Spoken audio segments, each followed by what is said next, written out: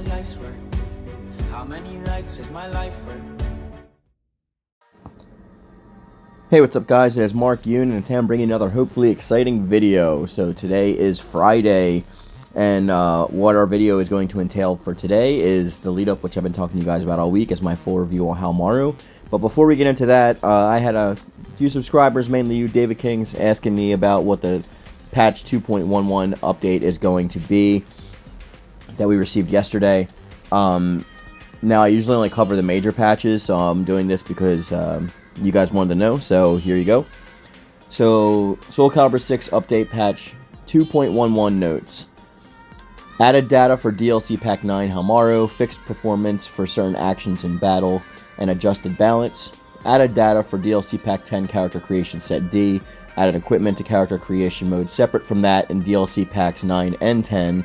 So that's new equipment that we're getting for Creation Mode. Added a new stage, Master Swordsman's Cave Wicked Depths. Fixed text errors, added the ability to set a room name for casual matches, added the ability to move the cursor at a higher speed, added ability to turn the soul charge state on or off, improved the downed state under action settings 2 in training mode, added a random feature under music settings, fixed other bugs, and improved certain network optimization. So that was just a rundown of little added things that they tacked on to 2.10. Obviously, some of those are just bug fixes for things they already put in that patch. But as for 2.11 itself, it pretty much said network stability and like network optimization features. And I believe it was mainly a PlayStation 4 patch.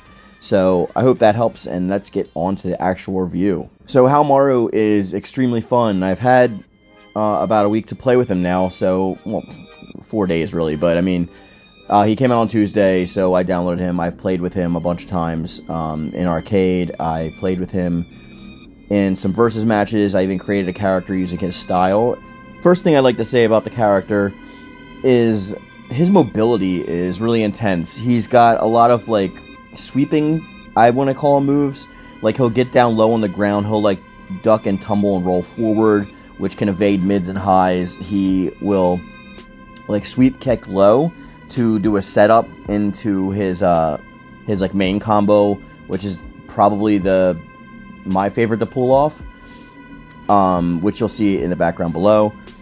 He also like has really intense, I don't want to call them like counters, but his parrying ability with his hands is like it's very spot on. You have to be very meticulous with your timing with that, otherwise you're just gonna be like cracking dance moves in front of the person in front of you. But overall, I'd say he's a pretty much close to mid-range character. He doesn't have many things that make him a far character. He does have like a few distance keep, like he will swing his gourd at you, but that's still kind of only mid. So he doesn't really have many things that are actually far. I'd say possibly his tornado, but it moves kind of slow. So like if you do it from far away, your opponent's going to see it coming, and it's going to be pretty easy to block or sidestep.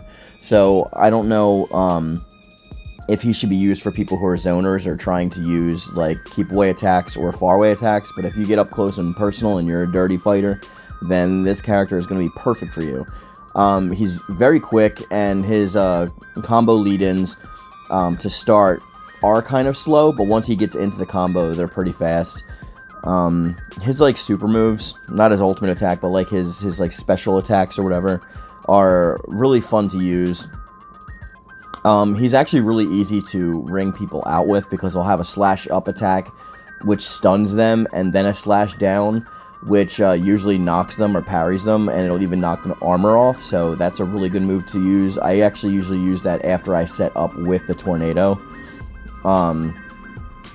You can obviously come in, my favorite way to get into getting close is to run in and use, if you're on PlayStation, triangle and square together, because that move that he does with that, with forward and that while he's running is actually really good to set up into that combo, which I just mentioned. So I think that he's overall a good character to use, but in my personal play with him, I found that he's better for close range attacks, and at the furthest you can get away with his mid tier. There may be some other combos that people have figured out that I haven't been able to figure out yet, His grabs are pretty good. He just does that close range judo throw for his forward throw. So a lot of the character is based on getting up in your enemy's face. So it's not going to be something that you're going to use tactic-wise for, like, keep-away characters. So if you're going to be fighting someone that's, like, got a lot of range to them, it's going to be a little bit more difficult. I'd say if you're fighting someone that's using, like, maybe Ivy, or especially someone who's, like, Grow, who's, like, super fast and can go from zoning to close range in, like, the blink of an eye, or even Cervantes, you might have a little bit of trouble. But if you're fighting anybody else at the roster, I don't foresee much of a chance unless that person's, like, super skilled at defense. But if I was going to rate Haohmaru out of the rest of the cast, I'd probably give him an 8 out of 10. The number one thing I like about the character is how funny he is to use. I have definitely gone in and changed my creative character, my main creative character, from Mitsurugi to Haohmaru, just because I like the gameplay better, and I think it fits the personality of my creative character, which is myself, more than it was with Mitsurugi. Especially with this iteration of Mitsurugi, because he acts far differently than he has in previous games, especially with the setups and his reversal edge. Another thing I like about Haohmaru is reversal edge isn't intertwined in some of his combos. It's dedicated to his normal button, which is extremely nice because I hated that with Mitsurugi. I don't usually tend to use reversal edge. So, like, when I'm just doing a normal combo and reversal edge comes in, it's extremely annoying and takes me out of the fight, and then I don't really like those rock paper scissors aspects to certain games like that either. That's the biggest problem I had with Budokai 3, and why I hated Ultimate Tenkaichi so much. But the character has a cool design also. He brings over his design straight from Samurai Shodown, complete with his moveset and some of his finishers. But I would definitely recommend this character if you like getting up close in the person's face.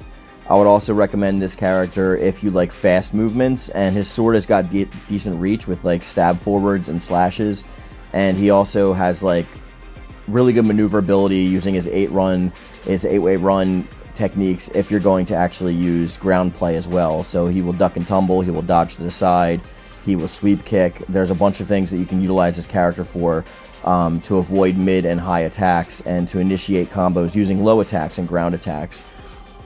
So I would definitely recommend this character, even if you didn't get the rest of the season. If you're not a fan of Hilda, or if you don't want Setsuka or Huang that are upcoming, then I would say at least just pick this character up, because he's extremely fun to use, and he's a great alternative Bushido character to Mitsurugi if you don't like his moveset in this game.